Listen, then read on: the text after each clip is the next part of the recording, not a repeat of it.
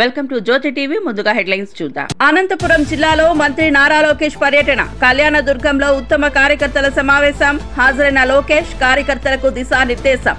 చేసింది చెప్పుకోకపోవడం వల్లే గతంలో ఓడిపోయామన్న లోకేష్.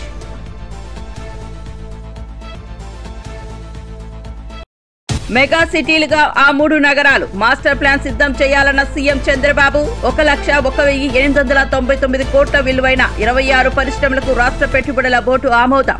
ఈ ప్రాజెక్టుల ద్వారా రాష్ట్రంలో 85,570 మందికి ఉపాధి అవకాశాలు. కేటీఆర్ తో కిషన్ రెడ్డి ఎందుకు జతకట్టారని రేవంత్ రెడ్డి ప్రశ్న. కేటీఆర్ అనే వ్యక్తి ఓ విషపెరుగు అని వెల్లడి. హైడ్రా మీద మీ ఏడుపు ఎందుకు? బతుకమ్మ పుట్టను ఆక్రమించింది ఎవరు అని ప్రశ్నించిన రేవంత్. ఈ రోజు నుంచి తెరుచుకోనున్న ప్రైవేట్ విద్యా సంస్థలు. డిప్యూటీ సీఎం భట్టితో ప్రైవేట్ ఉన్నత విద్యా సంస్థల యాజమాన్యాల చర్చలు సఫలం. తెరుచుకోనున్న ప్రైవేట్ విద్యా సంస్థలు. కాలేజీల యాజమాన్యాలు 1,500 కోట్లు అడిగాయి. ఇప్పటికే 600 కోట్లు విడుదల చేశామని వెల్లడి.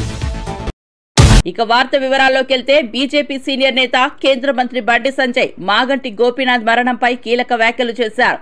గోపీనాథ్ మరణం పూర్తిగా మిస్టరీగా మారిందని పేర్కొన్నారు. ఆసుపత్రిలో ఉన్న కొడుకుని తల్లి చూడనివ్వలేదంటే ఆ తల్లి ఏ స్థాయి నరకయాతన అనుభవించి ఉంటుందో ఊహించలేమన్నారు. అంతేకాక తండ్రి అంత్యక్రియలు చూడకుండా బీఆర్ఎస్ నేతలు అడ్డుకున్నారని గోపీనాథ్ కుమారుడు చెబుతున్నారని బండి సంజయ్ తెలిపారు. ఈ వ్యవహారం వెనుక ఉన్న అసలు నిజాలు వెలికి తీయాలని, సమగ్ర విచారణ జరిపించాలని ఆయన డిమాండ్ చేశారు. కొంతమందికి 2 భార్యలు ఉంటున్నారు, 4 పిల్లలు ఉంటున్నారు. కానీ తల్లి ఒక్కతే ఉంటుంది అన్న. తల్లి ఒక్కతే ఉంటుంది. ఇన్ని సంవత్సరాలు పెంచి పోసేటువంటి తల్లికి ఇలా సొంత కొడుకును హాస్పిటల్లో చూసుకోలేని పరిస్థితి తీసుకొస్తే ఆ తల్లి ఎంత తల్లడిలాలే, ఎంత బాధ అనుభవిస్తుందో ఇవాళ ఇన్ని రోజులు ఈ సమాజాన్ని తెలియలే. సరే, ఆ తెర వెనుక ఎవరున్నారో మనకు సంబంధం లేదు. ఆ తల్లి ఏదో ప్రిపేర్ అయి చెప్పినట్లేదు. ఆమె ఆవేదన బయటకు వస్తున్నది. ఆమె చదువుకున్న నిన్న ఆమె చూస్తుంటే బాధ అనిపిస్తున్నది. ఇవాళ తెలంగాణ మొత్తం కూడా కోడే కూస్తున్నది. అరే పాపం, తల్లికి సొంత కొడుకును చూపెట్టరా? ఇంకా తల్లికి చూపెట్టకుంటే, భార్యకు చూపెట్టకుంటే, కొడుకుకు చూపెట్టకుంటే ఇంకెవరు చూపెడతారు? దీని వెనుక జరిగిన తతంగం ఏంది?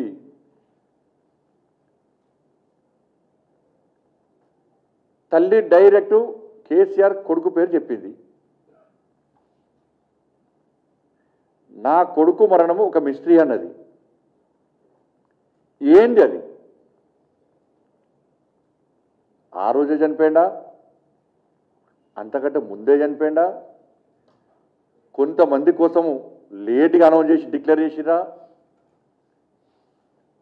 దీని మీద విచారణ జరపాల్సిన అవసరం పక్కా ఉంది. హాస్పిటల్ డాక్టర్ల స్టేట్మెంట్ రికార్డ్ చేయాలి, హాస్పిటల్ యాజమాన్యం స్టేట్మెంట్ రికార్డ్ చేయాలి.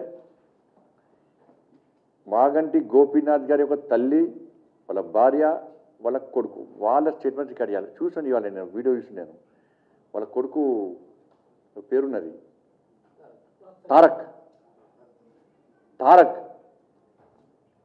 నేను అమెరికా నుంచి మా నాన్న అంత్యక్రియలో పాల్గొనడానికి వస్తే నన్ను బీఆర్ఎస్ పార్టీకి సంబంధించిన మాజీ మంత్రి ఫోన్ చేసి రావద్దని బెదిరించిండు.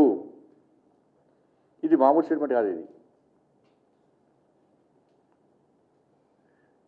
వాళ్ళ తల్లి క్లియర్ అయిపోయింది. నేను చూడడానికి పోతే, ఐసీయూలో నా కొడుకుని చూడడానికి పోతే నన్ను చూపెట్టలేదు.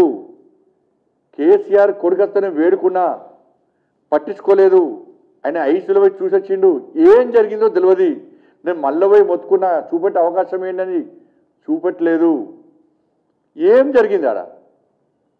మంత్రి సీతక్క బీఆర్ఎస్ నేతలపై విరుచుకుపడ్డారు. కేటీఆర్, హరీష్ రావు నోటికొచ్చినట్టే అబద్దాలు మాట్లాడుతున్నారని తీవ్ర స్థాయిలో విమర్శించారు. మాగంటి గోపీనాథ్ మరణంపై తప్పుడు ప్రచారంతో ప్రజలను తప్పుదారి పట్టించే ప్రయత్నం చేస్తున్నారని ఆమె మండిపడ్డారు. సొంత చెల్లిని, గోపీనాథ్ తల్లిని ఇబ్బంది పెట్టారని ఆరోపణలు బీఆర్ఎస్ నేతల మీద ఉన్నాయని గుర్తు చేశారు. ఓడిపోతున్నామనే భయంతోనే హరీష్ రావు అవస్తవాలు చెబుతున్నారు. నీకు ఆడబిడ్డల్ని ఇబ్బంది పెట్టడంలో ఈ రాష్ట్రంలో, ఈ దేశంలో నెంబర్ 1 నువ్వే అనుకుంటా. ఎందుకంటే సొంత చెల్లిని సహించలేకపోయినావు, మాగంటి గారి తల్లిని కూడా ఇబ్బంది పెట్టినమని 90 ఏళ్ళ వయసు ఉన్నటువంటి ఒక తల్లి వచ్చి ఆమె ఆవేదన వ్యక్తం చేస్తుందంటే నువ్వు ఎలాంటి ఘనాపాటివో, ఎంత మోసకారివో, ఎంత మరి దుర్మార్గునివో నీ చెల్లి మాటలలో, మాగంటి గారి తల్లి మాటలలోనే బయటికి రావడం జరిగింది. ఇలా హరీష్ రావు గారు బయటకు వచ్చి మరి నిశ్శబ్ద విప్లవం అని అంటున్నారు. ఆ రోజు కూడా 2003 ఎన్నికలలో మాకు నిశ్శబ్ద విప్లవం ఉంది, మేము గెలుస్తున్నాం అంటే ఆ మాట నిన్ను నిండా ముంచింది. ఈరోజు నిశ్శబ్ద విప్లవం ఉంది, వన్ సైడ్ మీకు ఎన్నికలు జరుగుతున్నాయి, వన్ సైడ్ మేము గెలవబోతున్నామని బింకాలు మాట్లాడుతున్నాం. ఓడిపోతున్నాం అనేటువంటి భయంతో నువ్వు వచ్చి అవాస్తవాలను మాట్లాడుతున్నావు. అందుకనే ఇవాళ భయము అనేది మీకు పట్టుకున్నది, ఓటమి భయం మీకు పట్టుకున్నది, ప్రజల్ని బ్లాక్మెయిల్ చేయడం మీకు పట్టుకున్నది. వికాసం కాదు, విధ్వంసం చేసిరు హైదరాబాదును, ఆ తెలంగాణ ప్రజల యొక్క జీవితాలను విధ్వంసం చేసిరు. ఇవాళ తెలంగాణ ప్రజల కోసం తెలంగాణ ఇచ్చిన కాంగ్రెస్ పార్టీగా తెలంగాణ ప్రజల యొక్క ఇబ్బందులు తెలిసి అవన్నీ పరిష్కరిస్తూ పేదలకు ఇల్లులు కానీ, పేదలకు మరి సన్నబియ్యం కానీ, కనీసం 10 ఏళ్లలో రేషన్ కార్డులు కూడా ఇవ్వనటువంటి దుర్మార్గమైనటువంటి దుష్టపాలన మీది. కర్నూలు బస్సు ప్రమాదంపై వైఎస్ఆర్సీపీ లీగల్ సెల్ అధ్యక్షుడు మనోహర్ రెడ్డి ప్రభుత్వం వైఖరిపై మండిపడ్డారు. నిబంధనలకు విరుద్ధంగా హైవేలపై బార్లు, బెల్టు షాపులు విచ్చలవిడిగా నడుస్తున్నాయనే వాస్తవం ఎవరికీ తెలియదా అని ప్రశ్నించారు. ప్రమాదానికి కారణమైన వ్యక్తులు ఎక్కడ మద్యం కొనుగోలు చేశారో చెప్పమని అడిగితే ప్రభుత్వం కేసులు పెడుతోందా అని ఆగ్రహం వ్యక్తం చేశారు. ప్రజల ప్రాణాలతో ఆటలాడుతున్న అధికారులపై చర్యలు తీసుకోవాల్సింది పోయి ప్రశ్నించేవారనే బెదిరించడం సరికాదని వ్యాఖ్యానించారు. ఈ ప్రమాదానికి బాధ్యులైనటువంటి వ్యక్తులు కల్తీ మద్యం కూడా సేవించారని, ఇది నిజమో కాదో ప్రభుత్వం స్పష్టంగా చెప్పాలని ప్రశ్నలు వేస్తే వాళ్ళపైన ఇవాళ కర్నూలు పోలీసులు నోటీసులు ఇస్తున్నారు, కేసులు పెట్టి. కర్నూలు 3 టౌన్ డిఎస్పీ ముందర హాజరు కావాలని ఇప్పటికే దాదాపు 27 మంది పైన కేసులు పెట్టారు. ఏంటి వీళ్ళు చేసిన తప్పేంటి? దీనికి పరాకాష్ఠగా ఇవాళ ఈరోజు వైఎస్ఆర్ కాంగ్రెస్ పార్టీ ఆఫీస్కి వచ్చి వైఎస్ఆర్ కాంగ్రెస్ పార్టీ ఆఫీసులోకి ప్రవేశించిన తర్వాత పార్టీ జనరల్ సెక్రటరీ అయినటువంటి పూడి శ్రీహరికి నోటీసులు ఇచ్చారు, విచారణకు హాజరుగమ్మని. ఏంటి అతనికి ఏం సంబంధం? వైఎస్ఆర్ కాంగ్రెస్ పార్టీ వాళ్ళు పొద్దున్నుంచి లేచి రాత్రి వరకు నిత్యం జగన్ గారు నిద్రపోనివ్వడంలే వాళ్ళని. వైఎస్ఆర్ కాంగ్రెస్ పార్టీ కళ్ళలేకి వస్తుంది కాబట్టే వాళ్ళు బయటకు వచ్చింది మీకు 11 సీట్లే అంటున్నప్పటికీ నిత్యము గజగజ వణుకుతున్న పరిస్థితి వస్తుంది. తంబల్లపల్లి అసెంబ్లీ నియోజకవర్గ ఇన్ఛార్జిగా ఉన్నటువంటి జయచంద్రారెడ్డి ఈ కల్తీ మద్యానికి మూల కారకుడు, అలాగే కట్టా సురేంద్ర నాయుడు, వీళ్ళంతా తెలుగుదేశం వాళ్ళే. మరి కాబట్టే వాళ్ళపైన చర్యలు తీసుకోలే. మీరు అధికారంలో ఉన్న పార్టీకి వ్యతిరేకంగా మాట్లాడితే మేము కేసులు పెడతాం అనే పరిస్థితికి ఈ రాష్ట్ర ప్రభుత్వం వచ్చింది. రెడ్ బుక్ రాజ్యాంగంలో ఇది చాలా పై స్థాయికి వెళ్ళిపోయారు. మాలపాటి భాస్కర్ రెడ్డి అని ఈ మధ్యనే యూకేలో ఉంటాడు, అతను యూకే సిటిజన్ యాక్చువల్గా, దాదాపు ఎప్పుడో 15 సంవత్సరాల క్రితం వెళ్ళాడు. వాళ్ళ తండ్రి చనిపోతే చూడ్డానికి వచ్చాడు పాపం. వస్తే అతని పైన అకారణంగా ఏదో ఒక మిషతో గతంలో ఎప్పుడో 10 ఏళ్ల క్రితం తెలుగుదేశం పార్టీని తిట్టాడని ఒక కేసు పెట్టారు. ఎవరి ద్వారా? తెలుగుదేశం పార్టీ నాయకుల ద్వారా. సరే, ఆ కేసులో బెయిల్ వస్తుందని తెలిసింది. వెంటనే ఏం చేశారు? పోలీసు వాళ్ళనే కొట్టారు, అతనితో పాటు ఇంకో కేసు పెట్టారు. వైఎస్ఆర్సీపీ అధికార ప్రతినిధి కొండా రాజీవ్ గాంధీ కూటమి ప్రభుత్వంపై విమర్శలు గుప్పించారు. వైఎస్ జగన్మోహన్ రెడ్డి పాలన టార్చ్ బేరర్ల ప్రజలకు మార్గదర్శకంగా నిలిచిందని తెలిపారు. ఆయన హయాంలో ప్రజలకు మెరుగైన వైద్యం అందించారని, ఆ సమయంలో ప్రభుత్వ ఆసుపత్రులు ఆధునిక సదుపాయాలతో నిండిపోయి ఉన్నాయని గుర్తు చేశారు. కానీ నేడు కూటమి ప్రభుత్వం వైఫల్యం పాలనతో ప్రభుత్వ ఆసుపత్రులకు కరెంట్ సప్లై ఇవ్వలేని దుస్థితి నెలకొందని అన్నారు. నేను అడుగుతున్నా, ఏ విశాఖపట్నంలో ఎన్ని సంస్థలు లేవు? సరే, మీ ప్రభుత్వానికి బాధ్యత లేదు, మీకు చేతగా లేదు, మీరు ఏర్పాటు చేయలేకపోయారు. Waste government. బట్ మానవత్వం లేదా? హ్యుమానిటేరియన్ గ్రౌండ్స్ మీకు లేవా? ఏ విశాఖపట్నంలో స్టీల్ ప్లాంట్ ఉంది, హెచ్పిసిఎల్ ఉంది, లేదు అనుకుంటే డివిస్ ఉంది, ఫార్మా ఉంది, ఎస్ఈజెడ్ ఉంది. ఎంతమంది పెద్ద పెద్ద కంపెనీలు లేవండి? వాళ్ళని అడిగితే వాళ్ళ దగ్గర ఉన్నటువంటి జనరేటర్స్ పంపించరా, లేదా వాళ్ళ అద్దె తీసుకుని పంపించరా? అంటే మీరు కనీసం పట్టించుకోలేదు. This is clear cut negligence of the government. మీ ప్రభుత్వ నిర్లక్ష్య వైఖరి వల్ల నిన్న ప్రజలు నరక యాతన పడ్డారు, పేద రోగులు ఇబ్బంది పడ్డారు. చనిపోయినటువంటి మహిళ ఎవరైతే దేవి అని మరిపాలనకు చెందినటువంటి 45 ఏళ్ల మహిళ, ఆమె చనిపోయిందని ఆమె సోదరు చెప్తా ఉంది. ఆ వీడియోలు వైరల్ అవుతా ఉన్నాయి సోషల్ మీడియాలో. ఎవరు సమాధానం చెప్తారు? కలెక్టర్ గారు సమాధానం చెప్తారా, లేదంటే మంత్రి గారు సమాధానం చెప్తారా? ఆవిడ చెప్తుంది, నా చెల్లి వాయిస్ నాకు తెలీదా?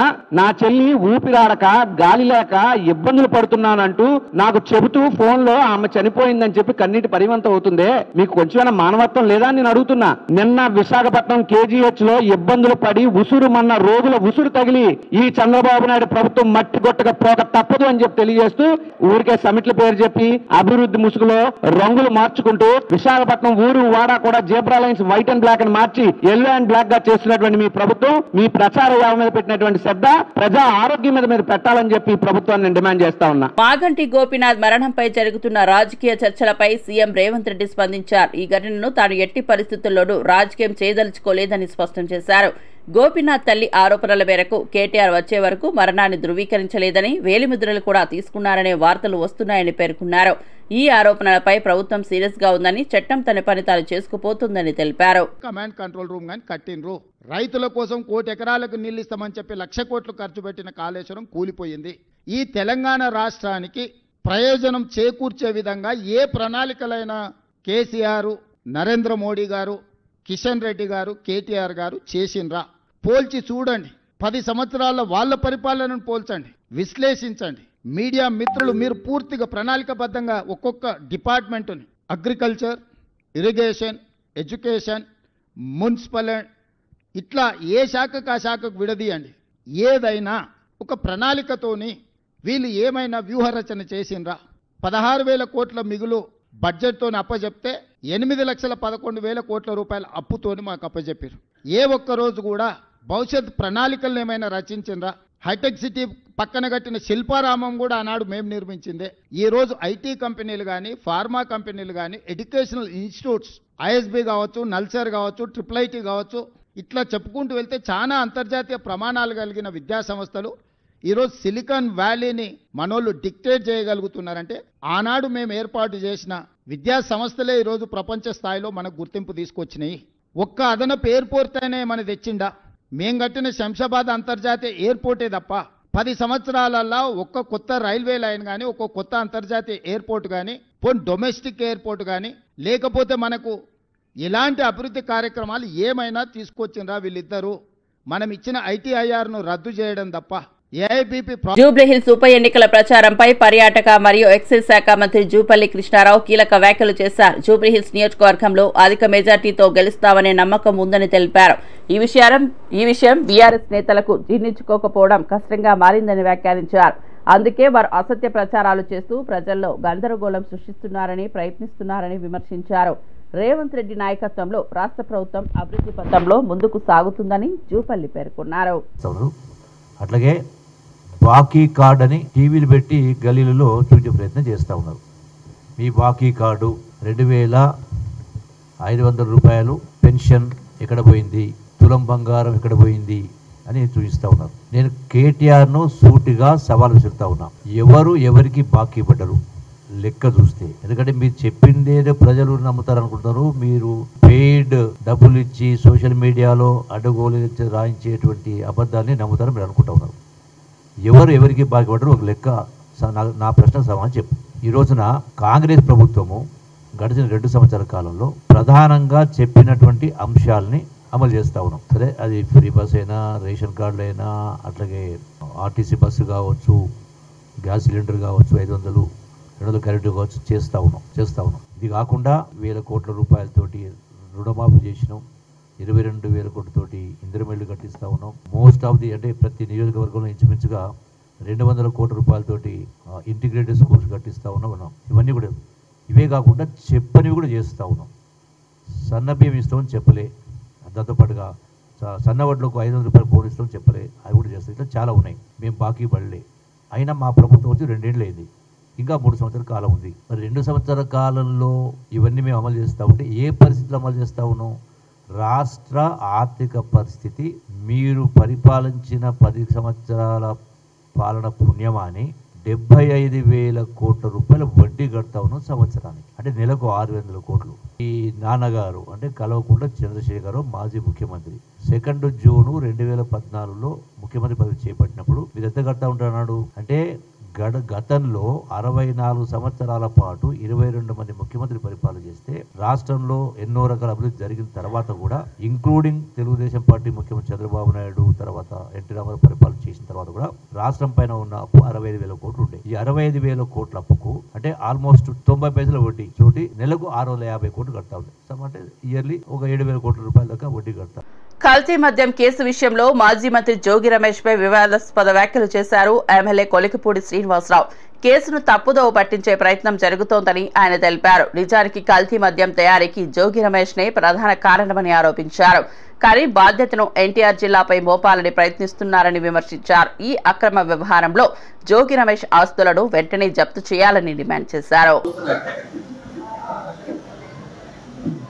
గత ప్రభుత్వంలోనే కల్తీ మద్యానికి సంబంధించి రాష్ట్రంలో అనేక ప్రాంతాల్లో ఆ కల్తీ మద్యం తయారీకి సంబంధించిన ఒక రకమైన ఫ్యాక్టరీలను నిర్మించి కల్తీ మద్యం తయారు చేసి వేలాది మంది ప్రజల ప్రాణాలు పోవడానికి కారణమైన గత ప్రభుత్వ వారసత్వంగా జోగి రమేష్, ఆయన బినామీలు, ఆయన వ్యాపార భాగస్వాములు ఇప్పుడు కూడా అదే అరాచకం కొనసాగించాలని చేసిన ప్రయత్నం తొలిసికొట్టి ఈరోజు వాళ్ళు కటకటాల పాలన జరిగింది.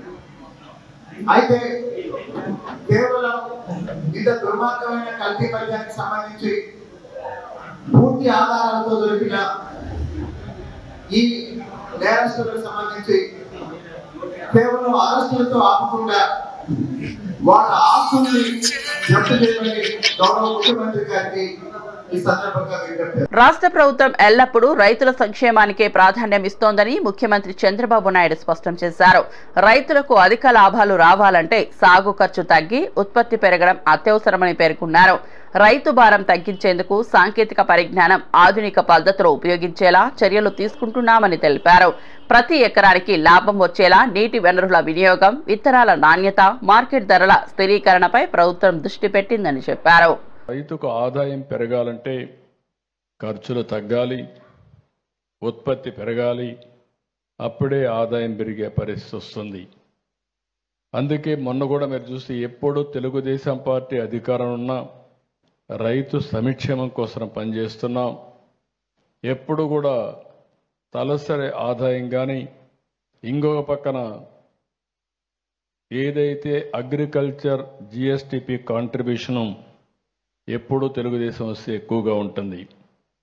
ఈ సంవత్సరం మీరు చూస్తే 14-19 5 ఏళ్ళు వ్యవసాయ రంగం జిఎస్టిపిలో 16.6% పెరిగింది క్యుములేటివ్గా 5 ఏళ్ళు చూస్తే.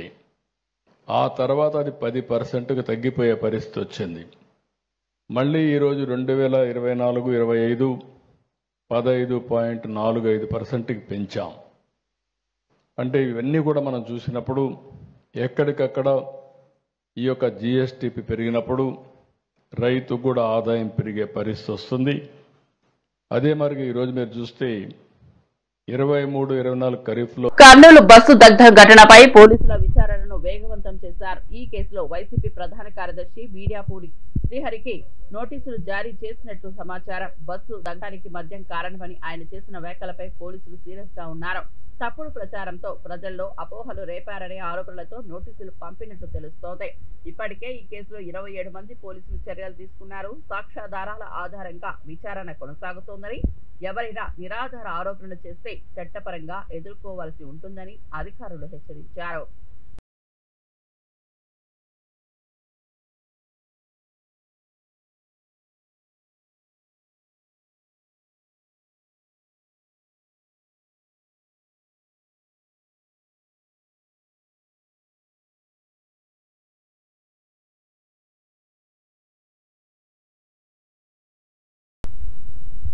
క్రికెటర్ శ్రీచరణికి ప్రోత్సాహకంపై వైసీపీ నేతలు చేసిన వ్యాఖ్యలను కడప ఎమ్మెల్యే మాధవిరెడ్డి తీవ్రంగా ఖండించారు.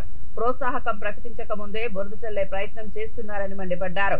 క్రీడాకారులను ప్రోత్సహించడం ప్రభుత్వ ధ్యేయమని, కానీ వైసీపీ నేతలు రాజకీయ లాభాల కోసం అబద్ధాలు ప్రచారం చేస్తున్నారని విమర్శించారు. ఉనికి కోసం టీడీపీ నుంచి వలసపోయిన కొంతమంది నేతలు ఇప్పుడు ఆరోపణలు చేస్తూ ప్రజలను తప్పుదోవ పట్టిస్తున్నారని ఆమె ఎద్దేవా చేశారు. ఎద్దేవా చేస్తూ ఉంటారు. మన ప్రభుత్వము, కూటమి ప్రభుత్వము చేస్తున్న సంక్షేమ కార్యక్రమాల మీద రాద్ధాంతం చేస్తూ, మన రాష్ట్రంలో ఏ విషయం జరిగినా దాన్ని ఎద్దేవా చేస్తూ వాళ్ళ ఉనికిని కాపాడుకోవడానికి వాళ్ళు ఈరోజు పాపం స్ట్రగుల్ అవుతూ ఉంటారు. ముఖ్యంగా ఆ పార్టీలో పుట్టిన వాళ్ళకంటే తెలుగుదేశం పార్టీలో పుట్టి పదవులు అనుభవించి టికెట్లు తీసుకున్న వాళ్ళు, ఈ దఫా వాళ్ళకి అవకాశం లేని వాళ్ళందరూ ఆ పార్టీలో చేరి వాళ్ళ యొక్క హడావిడి ఎక్కువగా ఉంది. పాపం ఆ పార్టీలో పుట్టిన వాళ్ళకి వాళ్ళ పార్టీ కంటే తెలుగుదేశం పార్టీ, కూటమి ప్రభుత్వం, శ్రీ నారా చంద్రబాబు నాయుడు గారు బాగా సేవ చేస్తున్నారు. ప్రజలకి బాగా వాళ్ళ పరిస్థితులకు అనుగుణంగా వాళ్ళకి కావాల్సినవన్నీ సమకూరుస్తూ ముందుకు పోతుందని వాళ్ళ పార్టీలో ఉన్న వాళ్ళందరూ ఒప్పేసుకుంటున్నారు. బట్ ఇక్కడి నుంచి పోయిన వాళ్ళు, మైగ్రేట్ అయిన వాళ్ళు మాత్రమే రాద్ధాంతం చేస్తున్నారు. ఎందుకంటే ఉనికి చాలుకుంటున్నారు. ఈరోజు అంత వరల్డ్ కప్ సాధించి ప్రజలందరూ సంతోషంగా ఉంటే, మన రాష్ట్రానికి చెందిన, అది మన కడపకు చెందిన అమ్మాయి ఆ యొక్క టీంలో మెంబర్ అయిపోయి ఈ విజయానికి ఆమె కూడా కారణం అవడం గురించి అందరూ ఆనందాలు వ్యక్తం చేస్తుంటే, ఒక్క చిటికెడు ఉప్పు పాలనట్టు ఎరగొడుతుందో ప్రజల యొక్క ఆనందాన్ని వీళ్ళు ఇలా ఎద్దేవా చేస్తూ అవహేళన చేస్తూ ఉంటారు. ఇది కూడా ప్రజలందరూ గమనిస్తున్నారు. ఈరోజు పొద్దున్నే శ్రీచరణి చంద్రబాబు నాయుడు గారిని, లోకేష్ గారిని ప్రత్యేకంగా కలవడం జరిగింది. అక్కడి నుంచి బయలుదేరి కడపకు రాబోతా ఉంది. ఈ నాయకులు మాట్లాడతారు, ఏం చేసినారు రాష్ట్రంలో, ఈ యొక్క క్రికెట్ ఆడిన అమ్మాయికి ఏమి ఇచ్చినారు, ఏం గౌరవం ఇచ్చినారు అంటూ ఎద్దేవా చేస్తూ ఉంటారు. పక్క రాష్ట్రాల వాళ్ళు ₹1 కోటి ఇచ్చినారు, మనోళ్ళు ఏం పట్టించుకోవట్లేదు. మా యువ నాయకుడు నారా లోకేష్ గారి గురించి ఎద్దేవా చేస్తూ జెర్సీ వేసుకొని పోయినాడు బొంబాయి మ్యాచ్కి, మరి ఏమి చేసినాడు అని చెప్పేసి ఎంత తొందరంటే, ఇది మాట్లాడకపోతే మళ్ళీ ప్రభుత్వం ఇచ్చేసినా కూడా మాట్లాడకపోతే మా యొక్క మైక్ మీద పట్టుకున్న మాటలు ఎవరు వినరని ఆత్రం, ఆవేశం ఎక్కువ అయిపోయిందనమాట. వాస్తవంగా ఏ రోజు మ్యాచ్ అయిందో అదే రోజు రాత్రి మన అధ్యక్షుడు, parliament polit bureau member Srinivas Reddy గారు లోకేష్ గారితో మాట్లాడడం జరిగింది. మా కడపకు చెందిన అమ్మాయి ఈ టీంలో ఉంది, ఆమెకి మనము సరైన గౌరవం ఇస్తూ ఆమెను సన్మానించుకోవాల్సిన అవసరం ఉందంటే, లోకేష్ గారు దానికి స్పందించి మొత్తం సద్దుమణగని మనం బాగా ఆలోచించి మన యువ క్రీడాకారిని మనము సన్మానిద్దాము, గౌరవిద్దాము, తగిన రీతిలో గౌరవిద్దామని చెప్పి ఆయన చెప్పడం జరిగింది. ఈ యొక్క కాన్వర్జేషన్కి నేనే సాక్షి. ఏ విధంగా మా నారా లోకేష్ గారు, మా ముఖ్యమంత్రి నారా చంద్రబాబు నాయుడు గారు మహిళ పక్షపాతో ఆ విధంగానే ఈరోజు సగౌరవంతో వాళ్ళు కలవడం జరిగింది మన యువ క్రీడాకారిని. అక్కడి నుంచి తను ఇక్కడికి వస్తోంది కడపకు. ఈ లోపలే మీ అందరికీ తెలుసు, 2.5 కోట్ల రూపాయల మాకు బహుమతిగా ప్రకటించడం జరిగింది. గ్రూప్ 1 స్థాయి ఉద్యోగం ప్రకటించడం జరిగింది. అలాగనే కడపలో దాదాపు 1000 గజాల స్థలాన్ని కూడా ప్రకటించడం జరిగింది. అనంతపురం జిల్లా కళ్యాణదుర్గం నియోజకవర్గంలో తెలుగుదేశం పార్టీ ఉత్తమ కార్యకర్తల సమావేశం ఘనంగా జరిగింది. ఈ కార్యక్రమానికి టీడీపీ జాతీయ ప్రధాన కార్యదర్శి రాష్ట్ర మంత్రి నారా లోకేష్ హాజరయ్యారు. కార్యకర్తలు పార్టీ బలానికి వెన్నెముకలని అభివర్ణించిన లోకేష్ పనిచేసే వారందరికీ తగిన గుర్తింపు తప్పక దక్కుతుందని స్పష్టం చేశారు. ప్రభుత్వం చేస్తున్న అభివృద్ధి కార్యక్రమాలు, సంక్షేమ పథకాలను ప్రజల్లోకి తీసుకెళ్లే బాధ్యత ప్రతి కార్యకర్తదేనని పిలుపునిచ్చారు.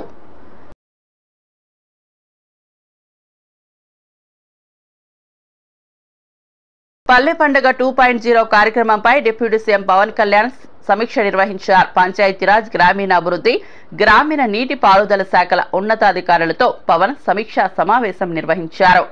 గ్రామీణ ప్రాంతాల అభివృద్ధిలో పల్లె పండుగ కీలక పాత్ర పోషిస్తోందని పేర్కొన్నారు. త్వరలో geo rural road management system అందుబాటులోకి రానున్నట్లు వెల్లడించారు.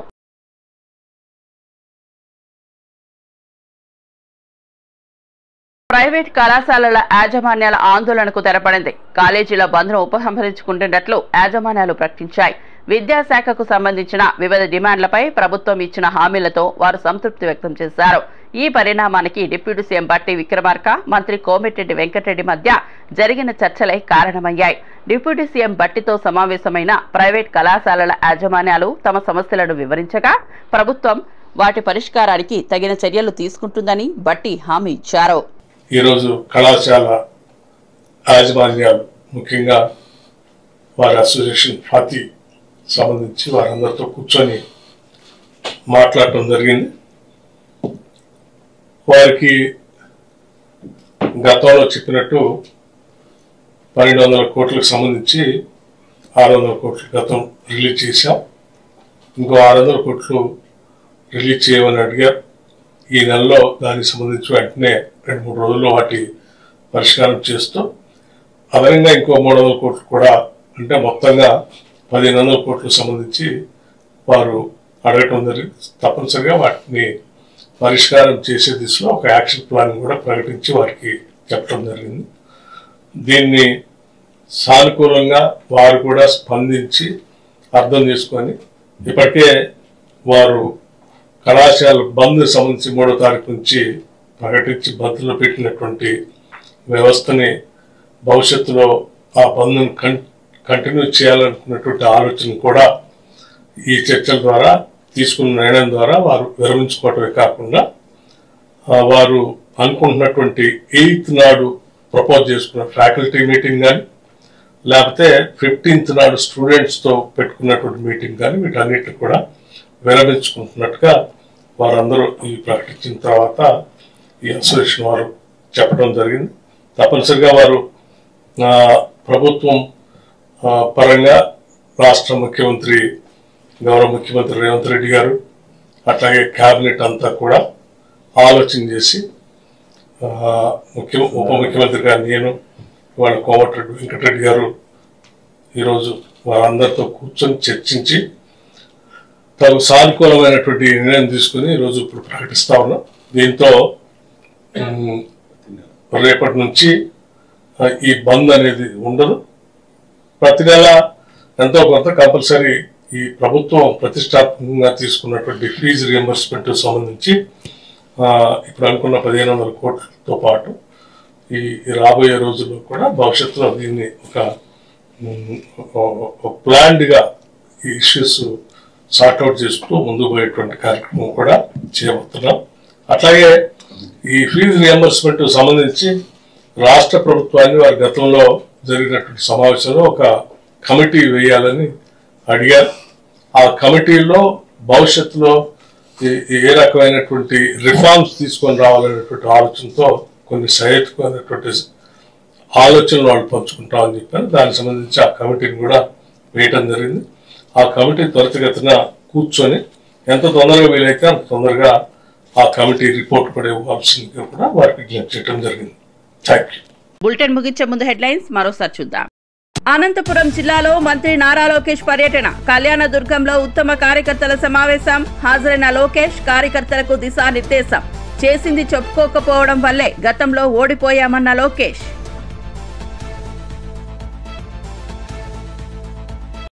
మెగా సిటీలుగా ఆ 3 నగరాలు మాస్టర్ ప్లాన్ సిద్ధం చేయాలన్న సీఎం చంద్రబాబు 1,01,899 కోట్ల విలువైన 26 పరిశ్రమలకు రాష్ట్ర పెట్టుబడుల బోర్డు ఆమోదం. ఈ ప్రాజెక్టుల ద్వారా రాష్ట్రంలో 85,570 మందికి ఉపాధి అవకాశాలు. కేటీఆర్ తో కిషన్ రెడ్డి ఎందుకు జతకట్టారని రేవంత్ రెడ్డి ప్రశ్న. కేటీఆర్ అనే వ్యక్తి ఓ విషపెరుగు అని వెల్లడి. హైడ్రా మీద మీ ఏడుపు ఎందుకు? బతుకమ్మ కుంటను ఆక్రమించింది ఎవరు అని ప్రశ్నించిన రేవంత్. ఈ రోజు నుంచి తెరుచుకోనున్న ప్రైవేట్ విద్యా సంస్థలు. డిప్యూటీ సీఎం బట్టితో ప్రైవేట్ ఉన్నత విద్యా సంస్థల యాజమాన్యాల చర్చలు సఫలం. తెరుచుకోనున్న ప్రైవేట్ విద్యా సంస్థలు. కాలేజీల యాజమాన్యాలు 1,500 కోట్లు అడిగాయి. ఇప్పటికే 600 కోట్లు విడుదల చేశామని వెల్లడి.